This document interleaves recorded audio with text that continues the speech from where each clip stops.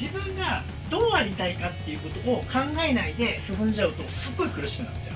仕事にしようと思ってしまったから、じゃあ惜しくも何ともなくなっちゃうの。だってなりたい自分に向かってないんだもん。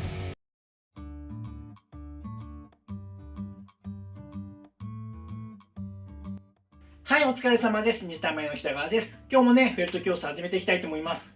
このチャンネルは、羊毛フェルト作家としてね、それを仕事にして生計を立てている僕が、これからね、羊毛フェルト作家として活躍したいとか、それを仕事にして食べていけるようになりたいとかって思ってる人のために、技術的なことを発信したり、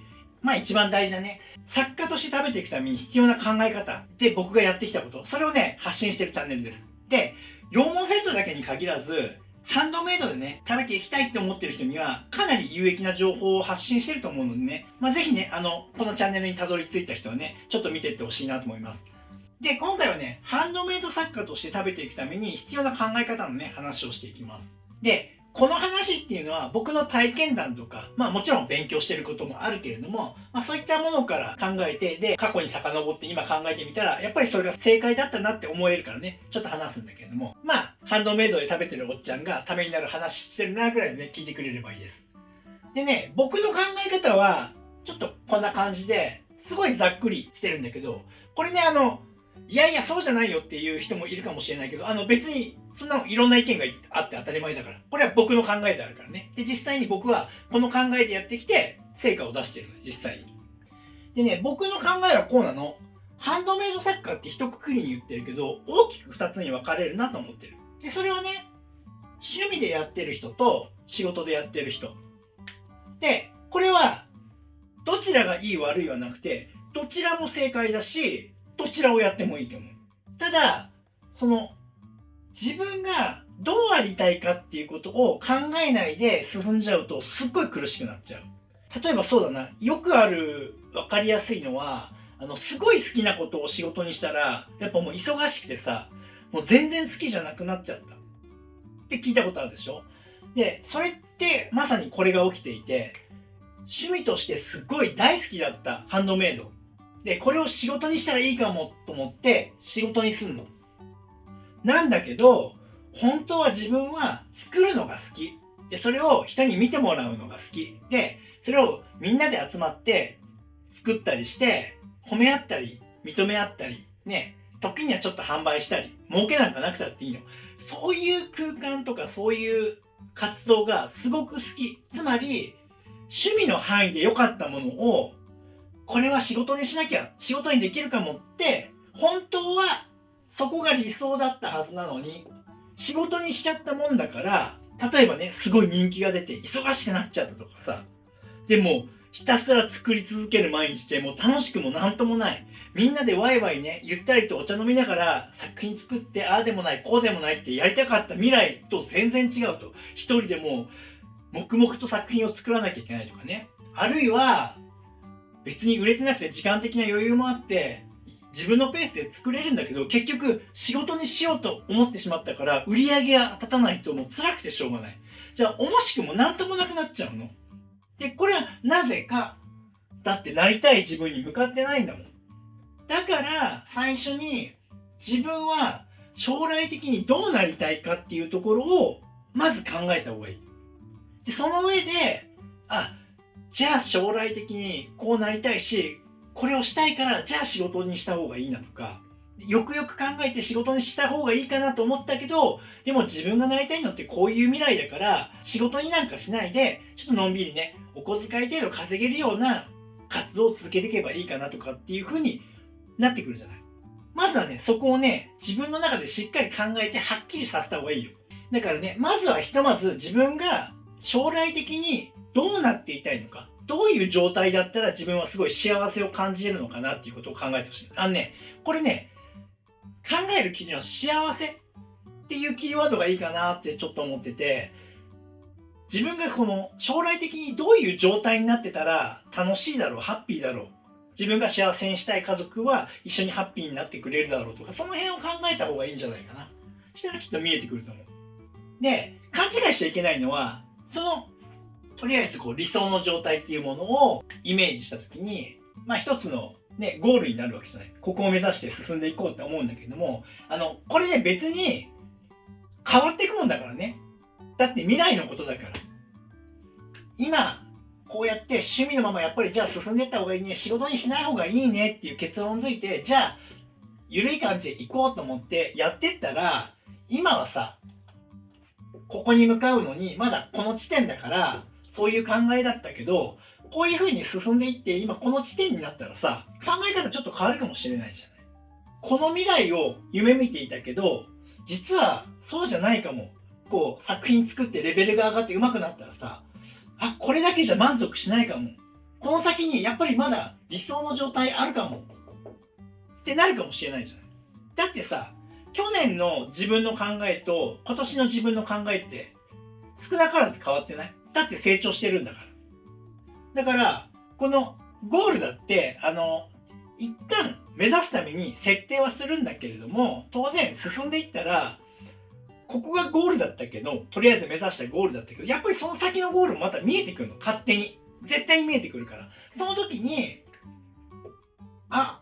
このさらに奥にある理想のゴールが見えた時に、これ仕事にしてたいかもってなったら、その時に仕事にシフトチェンジして目指せばいいの。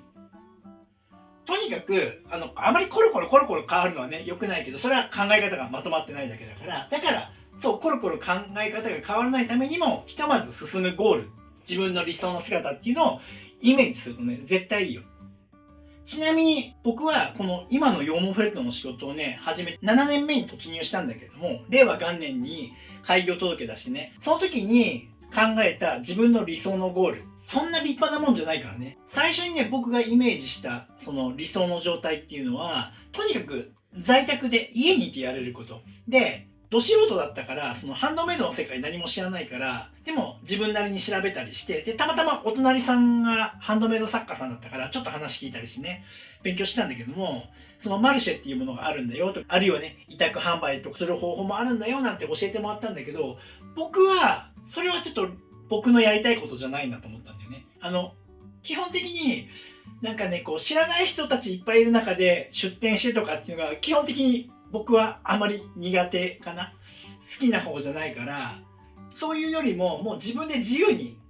自分の空間で自由に仕事がしたいなっていうのが強かったから、だから僕はもうとにかく在宅で仕事ができること。で、あちこちこう出歩かないで済むためにはって考えたら、じゃあオンラインでやるしかないなっていうのがあって、じゃあ僕はとにかくオンラインでお客さんに宣伝して、お客さんに買ってもらって作品を送って、自分の家で作品を作って販売するっていう方法。もうそれ一択だったんだよね。で、その状態で絶対に家族を養っていかなきゃいけないから、月30万は最低でも稼げるようになろうと思ったわけ。そこが最初に目指した僕のここ、理想の状態ね。それをいつまでにその状態にしようっていうのを決めた。で、それはね、1年後。1年後には絶対にその状況になってなきゃいけない状態だったの、僕は。なぜかっていうと、前職自衛官だったんだけど、26年勤めて自衛隊辞めて、で、まあ、退職金いただいたので、まあ、その退職金から、その当時あった車のローンとかね、そういった借金返済して、で、山小屋みたいな小さな家をね、山奥に買って、そこをアトリエにしてやり始めたの。で、もう残り少ない金額で夫婦2人で結構切り詰めて頑張れば1年間はなんとかなると。だから1年間しか僕には猶予がなかったのね。もう後がないの。もう貯金食い潰しちゃうから。だからその1年以内に絶対にその状態に持ってってやるっていう風に、もう絶対にやらなきゃいけない状況で強い思いがあったから達成できたっていう話なんだよね。でやっぱりそのいつまでに何をしなきゃいけない、この状態になってやるんだっていう、ここのゴールがね、やっぱり決まってると、行くから。だからやっぱりこの最初このゴールを決めてるっていうのがすごく大事。やっぱりゴールが決まってたら、そこに向かって目指して進んでいくだけだから。でも、そもそもゴールが見えてなかったら、どこ進んでいいかわからない。1年後にって言ったって、1年でそれらを達成することができない。だからやっぱりちゃんとそのゴールを設定した方がいいよ。だからそのゴールを設定するために、理想の状態っていうのを一度しっかりと考えて、どんなハンドメイド作家として活動していきたいのかっていうことを最初に考えたらいいんじゃないかなと思います。これはね、本当に絶対やった方がいい。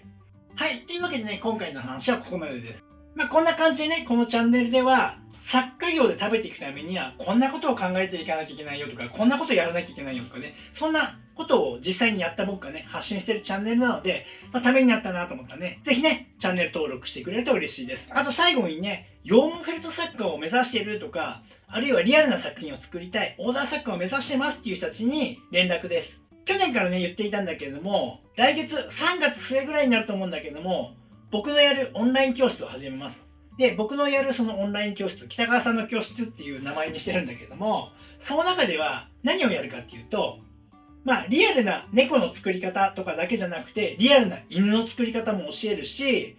ウサギとかね、馬とか他の動物も作っていこうと思っています。で、実際にモデルの子の写真を見ながら、僕がこういう風に作ってるよっていうのを解説しながらね、作っていく動画です。実際に僕がね、モデルの声に似せて作るために何をしているか、この場面でどういうことをやってるかとかっていろいろ解説しながらやってるんで、絶対にためになると思うので、楽しみにしていただければいいかなと思います。はい。というわけでね、教室の方はね、またいろんなことが決まり次第情報をね、流していきたいと思います。はい。それではね、最後までご覧いただきありがとうございました。それではまた。ご覧いただきありがとうございます。このチャンネルは羊毛フェルト作家を仕事にして生計を立てている僕が、フェルト作家を目指している人やもっとスキルアップしたい人、そんな人に向けてリアルな作品の作り方だけではなく、誰も教えてくれない作家になるために必要な考え方、そういったことを発信しているチャンネルです。ぜひね、自分のスキルアップのためにチャンネル登録して活用してください。あと、公式 LINE もやっています。この公式 LINE に登録してくれた方にだけ、僕がやるオンラインレッスンなどの案内が届きます。僕から学んでみたいと思う方は、ぜひね、LINE 登録をお願いします。概要欄にリンクが貼ってあります。そこから登録してください。